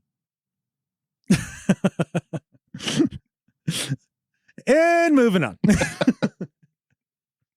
You've had some good dad jokes throughout the history of the show. That was not one of them, but I did enjoy it. Who you got? Let's close this out. Okay. My better at life than Skip Bayless this week is for Aaron Levine, the reporter from Q13. Yeah, exactly. Because he has done an awesome job throughout all of this Russ drama of being a very level-headed, smart person about all this. And basically, his whole take is this is stupid, knock it off, and get it figured out. And I'm 100% on board. And he actually makes fun of some of the other reports and stuff out there. Like he made some joke about Chicago wanting to trade for Russ and being like, oh, maybe for a deep dish pizza. Like, I love it. I love that he is in a semi-official capacity with the team and has a big voice and a big following and is just pointing out the absurdity of all of this. Aaron Levine, for being the voice of reason, better at life than Skip Bayless. I like it. Put Greg Bell in that category too. Greg Bell from Tacoma News Tribune. He's been in the similar camp. And hey, there's been other guys that made really killer jokes about the Russell Wilson to Chicago thing. And, one of them might be named Brandon Schultz. That's right. And if you are in the flock as a member of our Ring of Honor Facebook group, hopefully you saw that. Absolutely. It was better. It was better for your deal. Better than my O.J. Simpson joke. Yes. Markedly better. Markedly better. And with that, there's only one thing left to say. Go Hawks. Go Hawks.